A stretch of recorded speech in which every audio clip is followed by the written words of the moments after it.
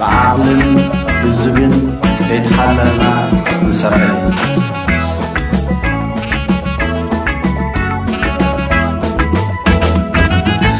ሰላም ጤና ይስጥልን የተከበራችሁ የቀንደል ቲዩብ ተከታታዮች የፈንቅል ኦፕሬሽን የደርግን ሁለተኛ አብዮታዊ ሰራዊት ቅስም የሰበረና የኤርትራ ነጻነት አይቀሬነትን ያመላከተ ድንቅና አስደማሚ ፍጻሜ ነው። የዚህ ኦፕሬሽን ንድፍና እንከን የለሽ አፈጻጸሙን በተመለከተ በኤርትራ ቴሌቪዥን የተዘጋጀውን ዶክመንተሪ ፊልም በ8 ተከታታይ ክፍሎች ማቅረባችን ይታወቃል። ለዛሬ ደግሞ ክፍል 9ን እናቀርብላችኋለን።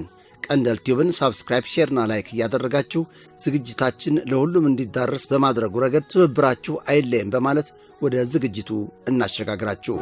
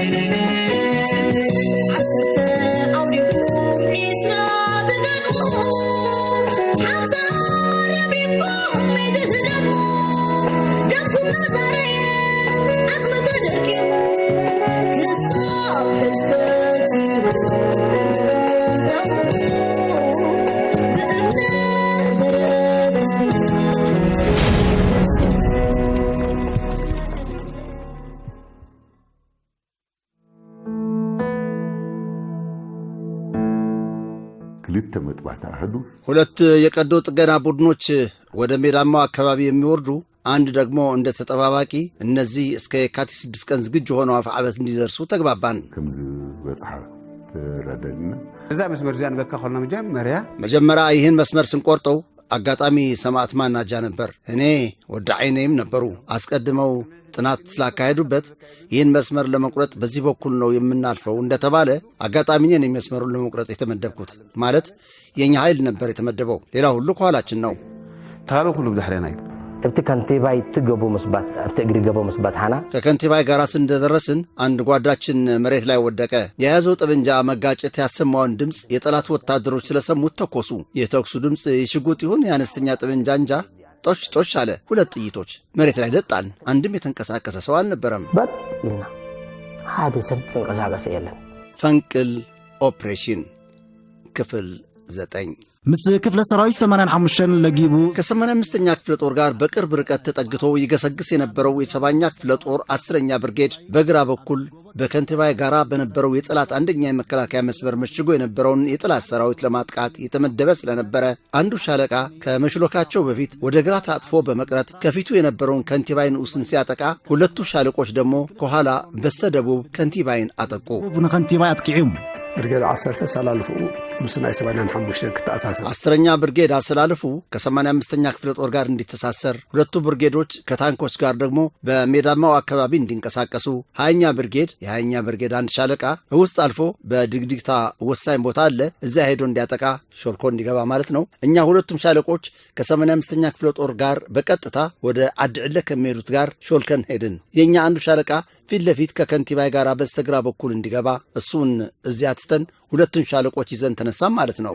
ለሸናፍ ጸጋም ደለሁ ታጡ ማዕገዲፍና ተንክተወጠሉ እና ተበግሽና ማለት ነው። احنا በጠሎና ሐጂ እዚ ብርጌድ 10 አብ ከንቲባይ ንዑስን ከንቲባ አሁን የ10ኛ ብርጌድ የኛ ሻለቃ ከንቲባይ ንዑስና ከንቲባይ አቢን የገባው ካልተሳሳትኩ በመላው ግንባር ፊት ለፊት የገባው የኛ ሻለቃ ነው። ሌላ ሾልኮ የገባ የለም። እነዚህ ሲጠቀሱ የቆዩት የ85ኛ ሁለት ሻለቆች ከንቲባይ አቢን ለማጥቃት ገብተው ነበር። እኛ ከንቲባይ ንዑስን ነው የምናጠቃው። ከንቲባይ ንዑስ ጊዜ ያልወሰደችብንም ቶሎ ብለን ነው የተገላገልነው፣ ማለት የተቆጣጠርናት። ከላይ በከንቲባይ አቢ ግን ትንሽ ጊዜ ወስደው ነበር።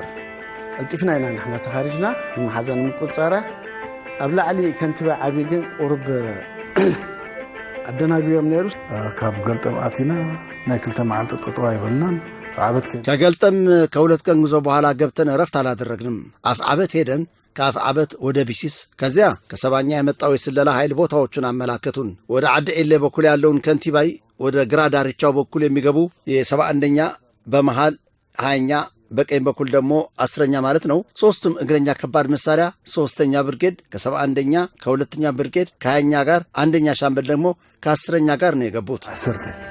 ينأتي كابز تبقسنا نوحنا يقرب عزتات نيرو نعرف غير بعل ماي الوي بعل ماي لابا ከዚህ በመነሳት ረጅም የእግር ጉዞ ነው የነበረው። እንሄዳለን እናርፋለን እንሄዳለን እንደያቅም ነው የነበረው። ወደ ማይለባ አንድ ቀን እየሄድን አንድ ቀን በረፍት እየዋልን ነበር የምንሄደው። መጨረሻ ላይ የኦፕሬሽኖች ቦታዎቻችንን የዜሮ ሰዓት ስንከፋፈል ግን ጓዶቻችን እንደጠቀሱት 46ኛ ከእያንዳንዱ ብርጌድ ጋር አንዳንድ ሻምበል ነው የሚሄደው። የኛ የሻምበል ጦር ከ10ኛ ብርጌድ ጋር ነው የተንቀሳቀሰው። ከከንቲባ ከፍታ አንጻር ከርቀት መነሳት ስለማንችል መድረስ አለብን ስላልን ታዲያ ምን ይሁን ተብሎ ከንቲባ ያጠገብ ተጠግተን ነው ያልነው። ከንቲባይን ለማጥቃት የ2 ሰዓት ያህል ነው የተጓዝነው። ለጥ ያለ ሜዳ ነው፣ ግን ከዛፍ ስር ነው ለጥ ብለን ያልነው። ያኔ የሚንቀሳቀስ የለም። እንደ ድመት መሬት ቆፍርህ ነው መጸዳዳት ያለብህ። አንድም ጭንቅላቱን ወደ ላይ ብቅ የሚያደርግ አልነበረም። ሌሊት እንደገባን ካረፍንበት ቦታ ሳንነቃነቅ እዚያው ተጋድመነዋል። ከዚያ የካቲት 6 ወደ የካቲት 7 1990 ዓ.ም ማግስት ሌሊት ላይ ወደ ከንቲባ ሄድን። 6 أنا بلشوعات زوجي ورحق اللي تيو 9 كنت بايكنا تعزع بيس كفتانا بنبرت هتا هندبتنت بخمين يجبتا የነበረን ትልቁ ስጋት ድንገተኛነትን እንዴት ማሳካት እንችላለን፣ እንዴትስ ተኩስ ይጀመራል የሚል እንጂ ተኩስ ከተጀመረ በኋላ ችግር የሚባል እንደማያጋጥመን ለሁላችን የታወቀ ነበር። ከንቲባይ ሁላችን እንደምናውቃት ገዥ ቦታ ናት። ለመውጣትም እጅግ አዳጋች ስትሆን ሁሉንም የምትቆጣጠርበት ቦታ ስለሆነች ወደ ዓዲ ዒሌ በመግባት ላይ የነበረው ኃይልም ከንቲባይ በቁጥጥራችን ስር ካልገባች ትልቅ ችግር ነው የሚፈጥርበት።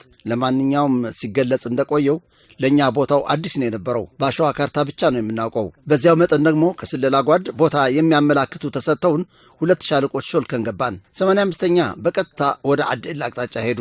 እኛ ደግሞ ወደ ግራ ተጠምዘን ወደ ከንቲባይ ነው የምንገባው። ተቦጠለኒ ዳስማናን 5 ትኺሎም ዓዲ ዒሌ ገጾም ከይዶም ንሕና ኸዓ ንጸጋም ተጠዊና ናብ ከንቲባይ ኢና ናት ኣብቲ ውግእ ከም ቦታ ንቦጠለና ሓደ 10 ዝተዋሃበቶ እዚ ከንቲባይ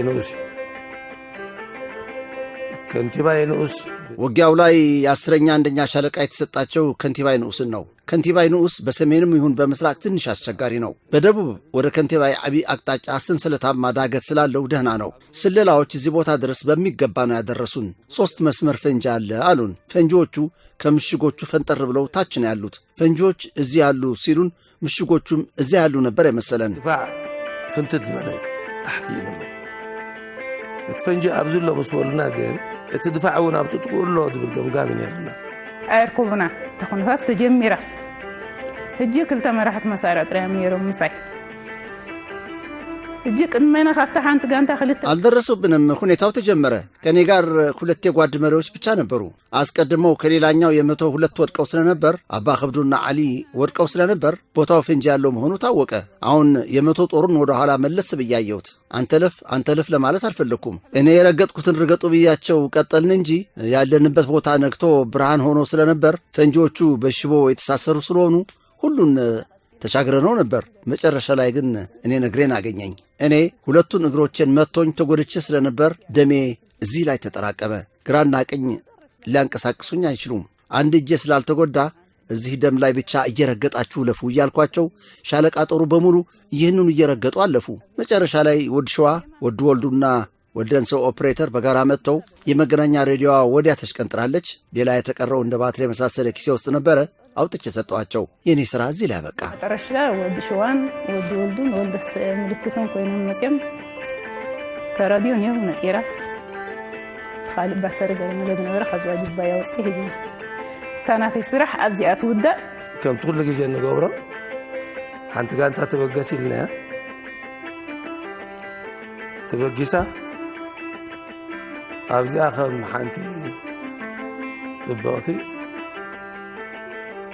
راحت قانتا نايتا قانتا مدين زريان ሁሌም እንደምናደርገው አንድ የመቶ ተነስ ብለነው ተነስቶ እዚህ ላይ አንዱ በጎው ነገር የመቶ መሪዋ መድን ዘረናት የነበረችው መድን ደግሞ እኔ እንዳደረኩት አንደኛ ወይ ሁለተኛ ጓር ተንቀሳቀስ ማለት ትችል ነበር። እሷ ግን ተንቀሳቀሱ ብቻ በማለት ራሷ መርታቸው ሄደች። መጀመሪያ በፈንጂ የተመታቸውም እሷ ነች። እሷ ከሌሎቹ ሁለት ጓዶች ጋር እዚያ ወደቀች። አንድም ሰው እንዳያነሳት አልናቸው። ጦሩ በሙሉ እስኪያልፍ ድረስ አልተነሳችም። እሷን እየረገጥን አለፍን። 3 መስመር የተባለው ግን መልካም አጋጣሚ ሆኖ አንድ መስመር ብቻ ነው የቆየን። እንደገለጽኩት የቦታው ቅርጽ መጥፎ ስለሆነ ከሞራል ጋር ሮጠን ነው የደረስነው።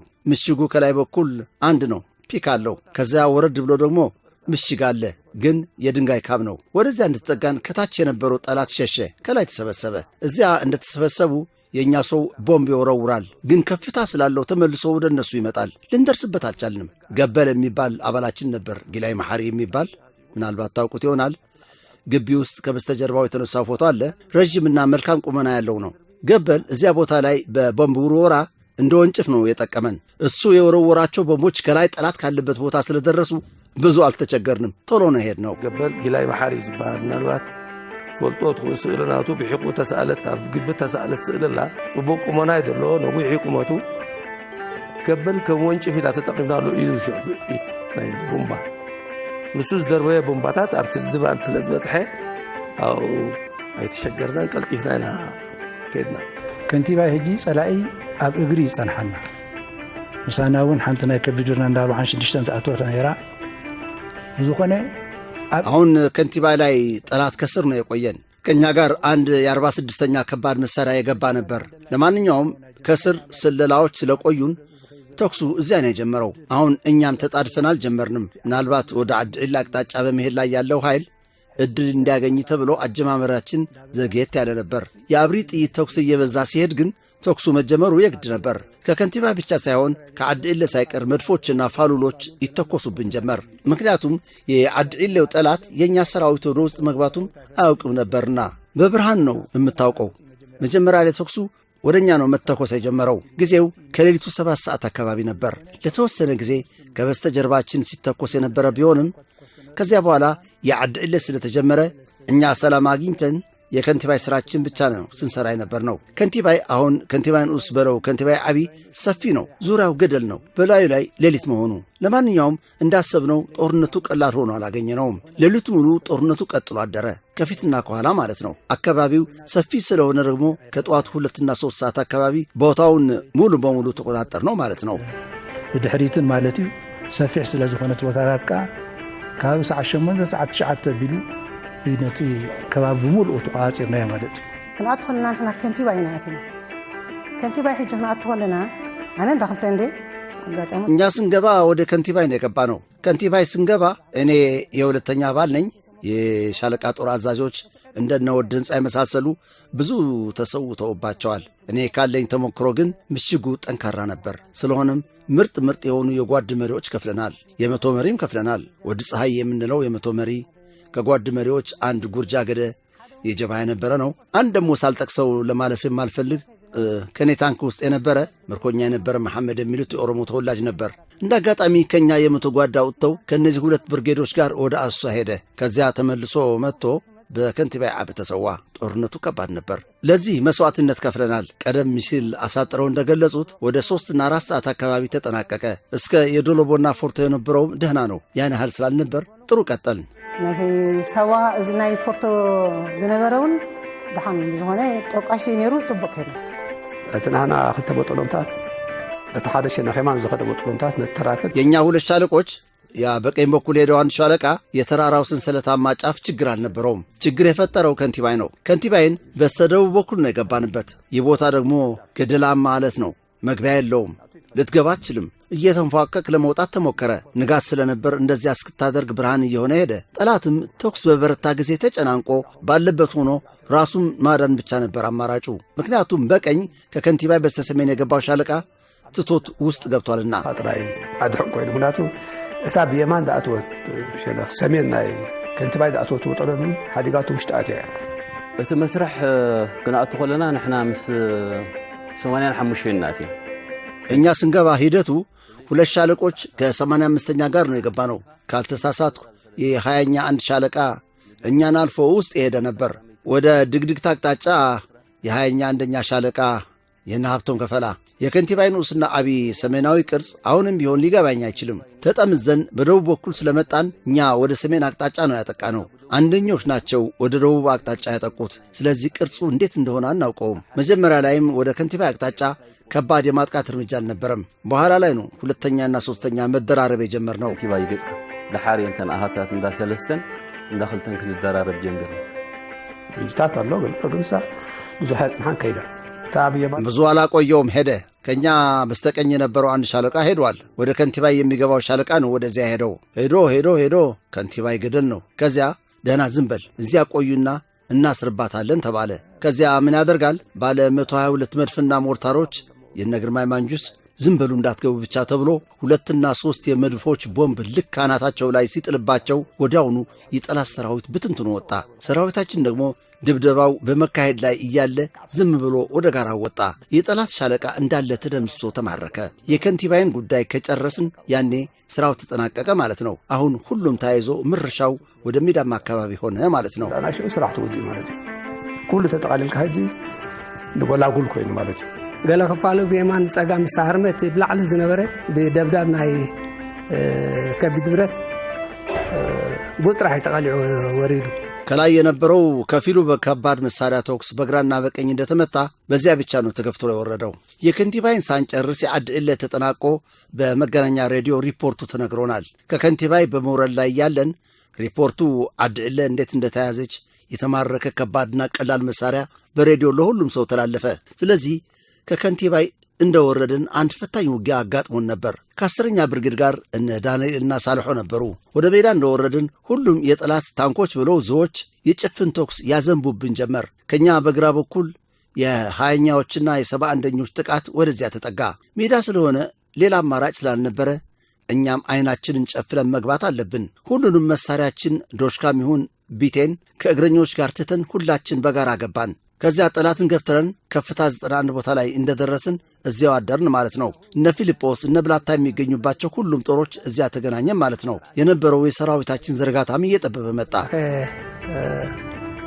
ታና አደን ገለነ ብሎ ዳሃደርና አልበሪ አው ሀጀርና ማለት ይሁላትን ተራክብና ማለት በዓል ፊልጶስ በዓል ብላታ ዘለውን አው ተራክብና ማለት ይሁላትን ተን አሃዱታት ጽብብ እንዳበለ መጪ እንዳጽበበ መጪ ሾ بخبيت دقخ ناي رحق دبداب أصوارنا كنتيباي تتحي በከባድ መሳሪያ የርቀት ድብደባ ድጋፍ ነው ከንቲባይ የተያዘው። ከዚያ ወደ ምስራቅ አቅጣጫ ነው ይሄድ ነው። ወደ ምስራቅ አቅጣጫ ስንሄድ ደግሞ ካለሰው መስዋዕትነት የሚካሄድ ጦርነት ስለሌለ ተሰውተውብናል። ከትውስታዬ ብርሃነ ገብረመድህን የኛ የሻምበል መሪ በወድ ደበሳ የሚታወቅ የሶስተኛ የመጀመሪያ ሰማዕታችን ነው። ከዚያ በኋላ ግን ብርጌዳችን እየተሰባሰብን በግራ በኩል ከነበሩት ብርጌዶቻችን ጋር ነው ማሰር የጀመርነው። ሲገልጹት እንደቆዩትም ጠላት የነበረው እቅድ የማጥቃት እርምጃችንን ለማጨናገፍና ከፊት በኩል በመዝጋት ለማዳከም ነበር። ለዚህም ጠንካራ የማጥቃት እርምጃ ለማካሄድ ሞከረ። ግን በጸረ ማጥቃት እርምጃ ወደ ኋላ ተመለሰ። አምናን መደብ ስለዝነበሩ ከቢድ መጥቃዕት ከገብር ፈቲኑ በጸረ መጥቃዕት ተመሊሱ ግን ጦራሕታይ ካብቲ ጉዕዞ ክብገስ ጉዕዞ ግን ትዝታይን ከጉዞ ልጀምር። ጉዞው አሁን ተመልሰ ስታየው የሌላ አይነት ሞራልና ወኔ ይህን ሁሉ ንብረት ተሸክመ ወደ ጦርነት እየሄድክ መሆንህ ግድ ሳይሰጥህ ወደ ጭፈራ እንደምትሄድ አይነት አንዱ ሻምበል ወዲህ ሌላው ሻምበል ወዲያ እየሮጠ እየተሽቀዳደምን ነው ጉዞውን ይሄድ ነው። ሓይል በስት ወይ ሓይል በስት ወይ ሓይል በስት እናተቀዳደምና ኢና ነቲ ጉዕዞ መፂና ኣብዚ ካብ ሰዓት 7 ተጀሚርና ክንከይድ ድሕሪ ምሳይ ለካ ሰዓት 1 ክውን ከሎ ተኩስ ጀመረ ከንቲባይ። መብዛሕትኡ ሰብ ኣብ ከንቲባይ ጸላኢ ባዕሉ ተኩስ ጀመረልና ገይሩ ይደውሱ ትብርገጽ ግን ክፍለ ሰራዊት 85 ተኺሉ ንዓዲ ኢሎ ገጽ ኸይት ኮላ ተንክለት ተወጥለን ሃኒ ከንቲባይ ከአንድ ሰዓት ጀምሮ ስንሄድ ከዋልን በኋላ ልክ 7 ሰዓት ሲሆን ከንቲባይ ላይ ተኩስ ተጀመረ። አብዛኛው ሰው ከንቲባይ ላይ ጠላት ራሱ ተኩስ እንደጀመረ አድርጎ ነው የሚቆጥረው። እርግጠኛው ግን 85ኛ ክፍለ ጦር በቀጥታ ወደ አድዕላ አቅጣጫ ሲሄድ ወደ ከንቲባይ አቅጣጫ በደቡብ በኩል በመሄድ ላይ ያለን መጀመሪያ አሰላልፋችን በሁለት ሻለቆች መጀመሪያ ከሁለተኛ ጋር ነበር፣ በኋላ ከሶስተኛ ጋር። መጀመሪያ ኃላፊዎች ነበሩ። ወደ ኤፍሬም ነበር፣ አማኑኤል ተክለ ወደ ሐየሎምና እኔ ነበርን። በመሄድ ላይ ሳለን መጋቢዎች ከኋላ ቆይተው ቁም ማነህ አሉን። እንዲህ ሲሉን እንግዳውስ ጠላት አውቆናል በማለት ጦሩ በሙሉ በሶምሶማ ሮጠ። በቀዳሚነት የተተኮሱት ጥይቶች ደግሞ አንድን ዳውድ የሚባል ተራባልና አንድን የወዲ ኤፍሬም ኦፕሬተር ነው የወጉት። ከዚያ በቀጥታ ስልላዎች መርተውን ሄድን። ስልላ መርቶን እንደሄድን በቅርብ ርቀት የሾህና የፈንጂ አጥር ነው ያጋጠመን። ይህን በማንሳት ላይ እያለን እዚያ ተዋጋን። መጨረሻ ላይ ስንሄድ ግን ከንቲባይ በቀላሉ የሚደፈር ጋር አይደለም፣ በጣም ከፍታለሁ። ከንቲባይ ላይ ሆነ መላውን ሰምሃርና ቀይ ባህር ነው የምትቆጣጠረው። በስተጀርባ በደቡባዊ አቅጣጫ እንዳንሄድ ደግሞ እጅግ ገደላማ የእግር መርገጫ እንኳን የሌለው ጋራ ነው። አሁን መጨረሻ ጫፍ ላይ እንደደረስን ጋራውን ለመውጣት እጅግ አዳጋች ሆነብን። እዚህ ላይ ልረሳቸው የማልፈልግ የመቶ አመራር አንድ ቺቦ የሚባል ነበር፣ የሶስተኛ ሻምበል። ሌላ ድልነሳ ረዘን የሚባል ነበር። ሴቶችም ነበሩ። አልማዝና ሌላ ይርጋ ዓለም የሚባል ነበሩ። መወጣጫ ስናጣ ቺቦና ድልነሳ አንዱ በሌላው ላይ በሽኮኮ ለመውጣት፣ ይርጋ ዓለምና አልማዝም እንዲሁ በሽኮኮ ለመውጣት ሲሞክሩ ጠላት ከላያችን ላይ ስለነበረ በእነዚህ ሰዎች ላይ ቦምብ ወረወረባቸው። በዚህም ቺቦ አልማዝና ይርጋ ዓለም ተሰዉ። ድልነሳ ግን ቆስሎ ተረፈ። በአጠቃላይ መሬት ከተረጋጋ በኋላ ምን እናግዛችሁ የሚል መረጃ ከላይ መጣ። ምንም ልታደርጉልን አትችሉም፣ የምትችሉ ከሆነ በስተሰሜን በኩል ያለውን አካባቢ በከባድ መሳሪያ መደብደብ ከቻላችሁ ጥሩ ነው ስንላቸው ይቻላል ተብሎ በሱ በኩል የከባድ መሳሪያ ድብደባ ተጀመረ። እዚያ ላይ ግን የኛ የሻለቃችን ዶሽካ ነበረ፣ ግን ምንም ማድረግ አይችልም። በስተቀኝ በኩል ያለውን ሊመታ ይችላል፣ የከንቲባይን ከፍተኛ ነጥብ ግን ሊመታ አይችልም። መጨረሻ ላይ ረፈድፈድ ሲል 3 ሰዓት አካባቢ ላይ ወጥተን ተቆጣጠር ነው። እዚያ ከ40 በላይ ወዶ ገባና የስንዴ ሚሊሻ እዚያ ቆዩን፣ ከቦታው ላይ ከነበረው መደበኛ ሻለቃ ጦር በተጨማሪ ማለት ነው። መጨረሻ ላይ 3 ሰዓት አካባቢ ሲሆን ሁላችን ብርጌዳችን ሸክፈን ወረድን። አስቀድሜ ገልጨው እንደነበር ደግሞ 3ኛ ክፍለ ጦር በአይለት ገምሆት ሜዳማ አካባቢ መሃል ላይ ነበር። ቦታው ፍጹም የሚታለፍ አይመስልም ነበር። ግን በአንድ ጥምር መስመር ጦሩ ብድግ ብሎ ስለተነሳ ጠላት ካለምንም ከባድ ተቃውሞ ሊሸሽ ቻለ። ያደረሰብን ኪሳራም አልነበረም። ያኔ ሰዓቲት አደርን። በማግስቱ የሻለቃ አመራር አማኑኤል ቦታው ስላደናገረኝ ይህን ቦታ ታውቀዋለህ ወይ ሲለኝ፣ አዎ በ1977 ዓ.ም እዚህ ተዋግቼ ነበር። እዚህ እስከ ሰምሃር ደርሰናል። በል በደጎሊ ነው የምንሄደው ስለው እንሂድ ብሎኝ ስንሄድ አንድ የሻምበል ጦር ቅድም ተሾመ ይለው ወደ ነበረ ቦታ ማለትም ወደ የድንጋይ ወፍጮ አቅጣጫ ሄደ። ሁለቱ ሻምበሎች አስፋልቱ ላይ እያለን የጠላት ታንኮች ከድግድግታ በሰልፍ መጡ። አሁን ወድ ሕሎ የኛ መስለውት ታንኮች እየመጡላችሁ ነው ይለናል። ልንገታቸው ስንሄድ ሰራዊታችን ላይ የዙ ጥይት አርከፈከፉብን። አጋጣሚ አንድ ኪዳነ የሚሉት የሻምበል አመራርና ወድ መሐሪ የተባለ የዶሽካ መድፈኛ ተወጉ። ወልዱ ሰማዕቱ ተሰዋ። በተረፈ በጦሩ ላይ የደረሰ ጉዳት አልነበረም። ሕጂ ወድ ሕሎ ናህና መሲሎ መጽኹም ኣለዋ ታንክታት ብለና ከነዓክተን ተኸድና ብረሻሽ ገይረን ነዚ ኣሃድ ሙሉእ ክስታግብሮ ኣጋጣሚ ሓደ ኪዳነ ዝብሎ ማእኸልነት ሓይለ ይውጋእ፣ ወዲ መሓር ብሎ ምድፋዓሽ ደሽካ ይውጋእ፣ ወልደ ሰማዕቱን ኣብኡ ብፎክስ ናይ ተኸትብሎ ይውጋእ ምኖ ይስዋዕ። ካልኦት ኣሃድ ግን ዝኾነ ዝተንከፎ ይነበረን ካብኡ በሜዳው አካባቢ ስናጠቃ የነበርነውን መስዋዕትነት በተመለከተ 2 የሻምበል መሪዎችና አንድ ትንሽ ልጅ ነበረን። ብርሃነ ገብረ መድን የሚሉት ወደበሳ የምንለው ልጁ እሱን ስለሚመስል ወደበሳይ ነበር የምንለው።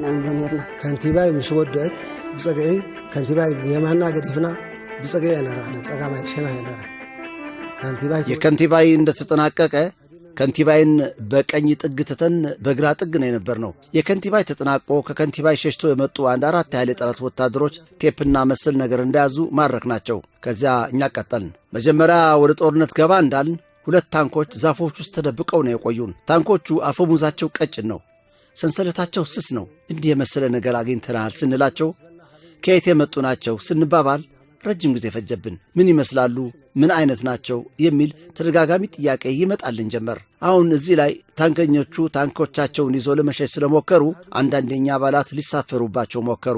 አይናለም ደበሳይ የተባለ አባል ነበረን። የጠላቱ ታንከኛ በአፈሙዝ ከብረቱ ጋር አጣብቆ መታው። ከሱ በኋላ የነበረው ዘርኡ የተባለ መድፈኛ ታንኳን አነጣጥሮ ሲመታት ጸጥ ብላ ቆመች። 2ቱን ሰዎች ማርከን ታንኮቹን ትተናቸው ጉዟችንን ቀጠልን። ከዚያ በኋላ እኛ ጠንካራ ውጊያ አላጋጠመንም። ተንክልተሰብ ተማሪኹም ማለት ተንታክታት አገድ ፍያን ቀጽልና ብድሕሪ ብዙሕ ተሪር ኩናት አይጋጠመና ንሓና ከንቲባይ ምስተቆጻጸርና ከንቲባይ ዓቢ የማን ከንቲባይ እንደተቆጣጠርን ከንቲባይ ዓቢን በስተቀኝ ትተን እዛ የነበረውን ከስር እየጠራረግን ወደ ምስራቅ አቅጣጫ ነው ያመራ ነው። ቶሎ ነው የተሳካልን። ከኛ በስተግራ በኩል ደግሞ 71ኞችና 20ኛዎች ጥሩ ይገዘግሱ ስለነበር ተቃሎልን ነበር። የከንቲባይ ዓቢ አናትን ወደ ምስራቅ አቅጣጫ ከጨረስክ በኋላ ወደ ሜዳማ አካባቢ ነው የምትወርደው። እዚህ ሜዳ ላይ ሁለተኞችና ሶስተኛ ጦሮች መጥተው ደረሱብን። ከአንድ መስመር ላይ እንደወጣን ጠላት ሁሉንም ታንኮቹንና የሰው ኃይሉን ዝግጁ አድርጎ አሰፍስፎ ቆየን። እዚህ ላይ ሁሉም ተፈራረድ ሆነ። መጨረሻ ላይ ታስታውሱ እንደሆን ሦስቱም ሻለቆች ወደ አንድ መስመር መጣን። ሁላችን ብድግ ብለን እንነሳ ብለን ተወያየን። ውድ ሸዋ ነው ይመስለኛል 1 2 3 ብሎ በመቁጠር አንድ ላይ እንድንነሳ ያደረገን። በሜዳው ወደፊት ለመሄድ ጀመር ስናደርግ ጠላትን ደርሰንበት ታንኮች ያዝንበት። በዚያው ምሽጉ ያኔ እንደፈረሰ አስፋልት እስክንደርስ ድረስ ቅድም እንደተገለጸው ብዙ አልተቸገርንም። በአካባቢው አደርን። ስለዚህ ይህ ፍጻሜ እኔን ይታየኝ የነበረው እንዴ አሁን ደግሞ የሆነ እክል ሊያጋጥመን ነው እንዴ የሚል ነበር። ምክንያቱም ያለው ጠላት በሙሉ ከየትና ከየት ተሰባስቦ በመቀመጥ ስላገደን ነበር። ግን በዚህ ስልት ልናፈርሰው ቻልን ማለት ነው። ናቃነቲ አጋጣሚ ከነፍርሶ ኸይልና ክፍለ ሰራዊት 85ኛ ክፍለ ጦር የጠላትን የመከላከያ መስመር ሾልኮ እንዳለፈ ከአጭር ጉዞ በኋላ የቀኝ 22ኛ ብርጌድ በኡምሽኩርና ፍግረት የነበረውን ጠላት ደምሶ ለዓዲ ዕለ ጥቃት እንዲደርስ ተይዞለት የነበረው እቅድ ወደ ምዕራብ በስተቀኝ ታጥፎ በመቅረት በደቡባዊ ምስራቅ ኡምሽኩርና ጠቃ። አጥቂም ኣብዚ ሕጂ ቅድሚ መጥቃዕቲ ብድሮ እዚህ ላይ አሁን ከማጥቃት እርምጃው በፊት በዋዜማው ባሸዋ ላይ ካርታው የጦሮቻችን አሰላለፍና አመዳደብ ላይ በግልጽ ነበር የተቀመጠው። አስቀድሜ እንዳልኩትም ቦታውን ቀደም ሲል የሰራንበትና የምናውቀው ስለነበር ያን ያህል እንግዳ አልሆነብንም። ሁሉም የራሱን ግቦች አውቆ ነበር። ስለዚህ የካቲት 8 ቀኑ የማጥቃት እርምጃ የመጀመሪያው የሻለቃ ጦሮቻችን ያኔ የነበረውን አሰላለፍ በሻምበል ጦሮች ደረጃ እዚህ ላይ አቅርቤዋለሁ። አንደኛ ሻለቃ 3ኛ ሻምበል በደቡብ ወደ ፍግረት ጠርዞች አቅጣጫ ነው የሚያጠቃው። አንደኛ ሻምበል በደቡብ ፍግረት የዓዲ ዕለ የአስፋልት መስመር የሚዘጋ፣ ሁለተኛ ሻምበል 2 የመቶዎች ተጠባባቂ፣ 1 የመቶ ደግሞ እንደ ሪዘርቭ ነው የነበር ነው። ሁለተኛው የሻለቃ ጦር ሁለተኛ ሻምበል በስተቀኝ የፍግረት ኮረብታ ከፍታን በደቡባዊ ምስራቅ ፈንጂ እንዳለበት ሲነገርለት የነበረ ነው። እሱ አንደኛ ሻምበል ከሻለቃ ጦር 1 ሻምበል ጋር እንደ ሪዘርቭ፣ ሶስተኛ ሻምበል ደግሞ እንደ ተጠባባቂ ሆኖ በምስራቅ እስከ አስፋልት በአዙዝ በኩል አድርጎ ወደ ዓዲ ዕለ የሚወስደውን አስፋልት መዝጋት ነው የነበረው ተልእኮው። ሶስተኛ ሻለቃ 3ኛ ሻምበል ከ61ኛ ክፍለ ጦር ጋር የሚዋሰን ሲሆን በሰሜን በኩል ሸባህ አቅጣጫ ማለት ነው። ሁለተኛው ሻምበል በሰሜናዊ ምስራቅ በከፍታ ነጥብ 2.67 የሸባህ ነው። እነሱ አንድ አካባቢ ናቸው። የሸባህ ምሽግ የነበረበት ነው። አንደኛ በስተ ምስራቅ አካባቢ ከፍታ ነጥብ 2.67 ሸባህ እንዲያጠቁ ነው የተመደቡት። ይህ አሁን አስቀድመን ያደረግነው አመዳደብ ነው። ኣብ ሸባህ ከጥቃዕን ተመዲበን ሕጂ እዚ እቲ ኣቐዲምና ዝገበርናዮ ኣመዳድባ እዩ። ኣብቲ ድሓር ተኹሲ ክጅመር ከሎ እንዳ ሰለስተ እያ ክጅመርና ኣላ እዛ ናይ በዓል ደርጊ ዝነበረት። ኋላ ላይ ተኩሱ ሲጀመር ሶስተኞች ናቸው ተኩሱን የጀመሩት። ጦሩ ይህ ሥራ ተሰጥቶት ሲሰራ፣ ሌላው ደግሞ በየምድቡ እንዳለ ሆኖ ጠላት ያልቆየበትና ያን ያህል አስፈላጊ ሆኖ ያልቆየውን አካባቢ መያዝ ነበር ስራችን። ያም ብዙ አላቆየንም። ከዚያ በፊት ወዳሉት ጓዶቻችን አቅጣጫ በመሄድ ጉዟችንን አጠናቀቅን። እዚህ ደግሞ በጋሕቴ ላይ በኩል ሰባር ጉማ አካባቢ ወዳለው አስፋልት መንገድ ነው ሄድነው። ወዲና ኣብዚ ኸዓ ንጋሕተ ላይ ዘሎ ጽርግያ ከባቢ ሰባር ጉማ ናብኡ ኢና ንኸይድ። ኣብ ፍግረት ምስ ተጸጋዕና የዋጠታት ተኩስ ተጀመረ። ንጎ እንደተጠጋን በቀጥታ ተኩስ እንደተጀመረ ጠዋት ላይ በእኛ በኩል የሚረባ ተቃውሞ አላጋጠምንም። ተቃውሞ የነበረን ጠዋት 3 ታንኮች የማረክንበት ፍግረት ሲሆን የወድ ዘሞና የእኛ ሻምበሎች እዚያ ተገናኘን። ንጎ 3 ታንክ ሒዝና ወዓ ናይ ወድ ዘሞ ሓይልን ሓይልና ንባሃልሳ ኣብኣ ተራኺብና ክተና በጦሎንን 2-3 ብየማና ነረም በጦሎን ሁለተኛና ሶስተኛ ሻለቆች ከኛ በስተቀኝ በኩል ነው የነበሩት። አንደኛ ሻለቃ ደግሞ ከነሱ ወደ ዓዲ ዕለ በኩል፣ ከኛ ሻለቃ ደግሞ የኛ ሻምበል ወደ 18ኛ በኩል ወደ ዓዲ ዕለ አቅጣጫ፣ እንደ አንደኛ አጥቂ ደግሞ የኛ 2 የመቶዎች ማለት የወልደ ኢየሱስ የመቶ ባልሳሳት ከሰልጣኞች ጋር ነው የነበረው መሰለኝ። ያኔ ከዓራግ ከኮሮንዶማ ትምህርት ስለመጡ የቃስም የኔና የወድ ወልደ ኢየሱስ ነበሩ። እኔ ነኝ የመጀመሪያውን ሥራ የተሰጠሁት።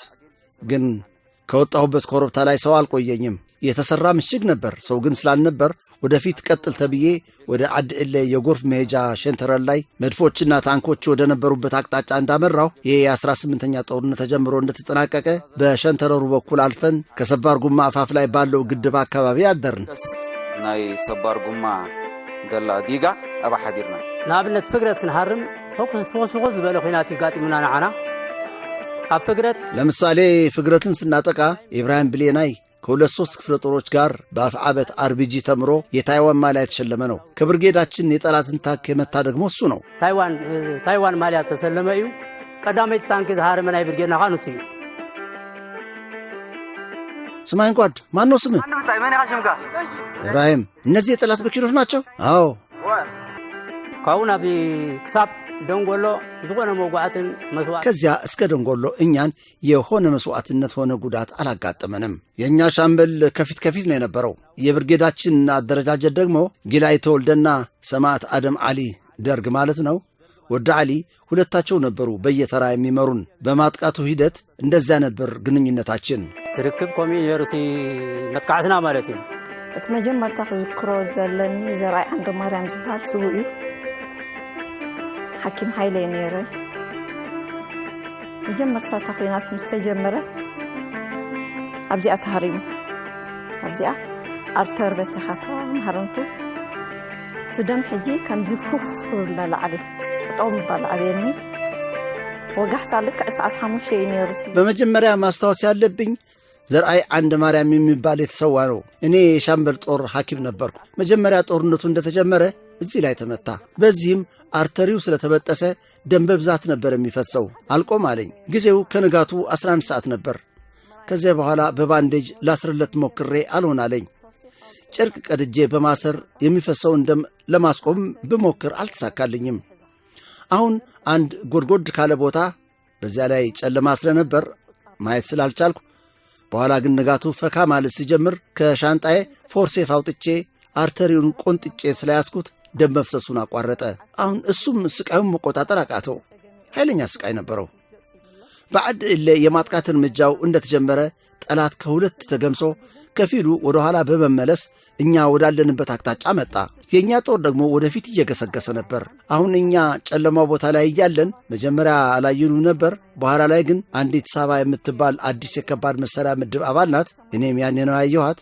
ከላይ በኩል ወደኛ ስትመጣ የጠላት ወታደሮች አዩዋት፣ ግን አልተኮሱባትም። ወደኛ አቅጣጫ መሮጥ ጀመሩ። ብዛታቸው ከ50 በላይ ይሆናሉ። ከዚያ ዘርአይ እባክህን የስቃይ ድምፅ አታሰማ እየመጡብን ነው አልነው። አንድ ወድናራ የሚባል ክላሽን የያዘ ደግሞ ከኛ ጋር ነበር። ያኔ ሶስታችን ወደ አንዳት ጭምር ያለበት ከነሱ ጋር ለመዋጋት መሬት ላይ ለጣልን። ምን እንዳሳያቸው እንጃ ትተውን ሄዱ።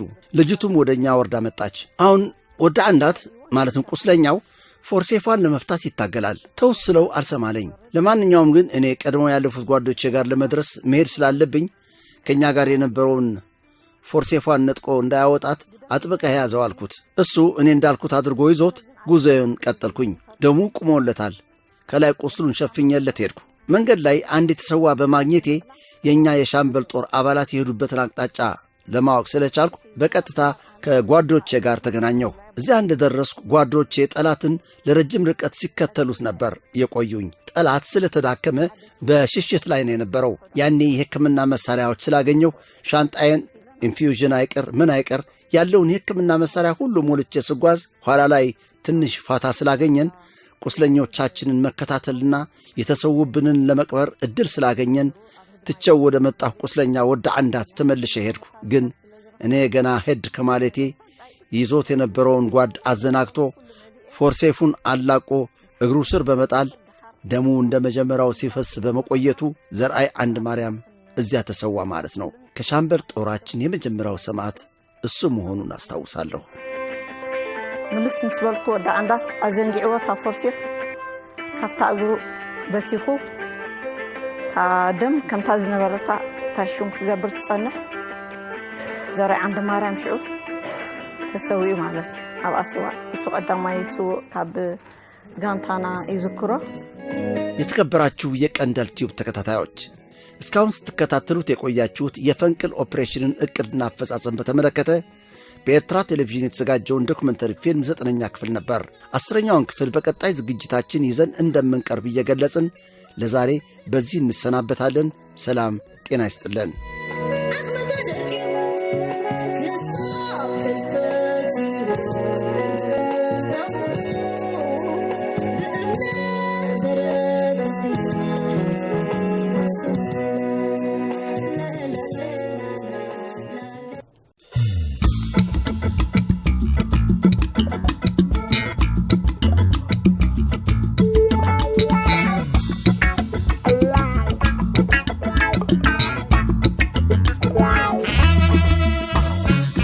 بعقل بالزبن يتحللنا نسرع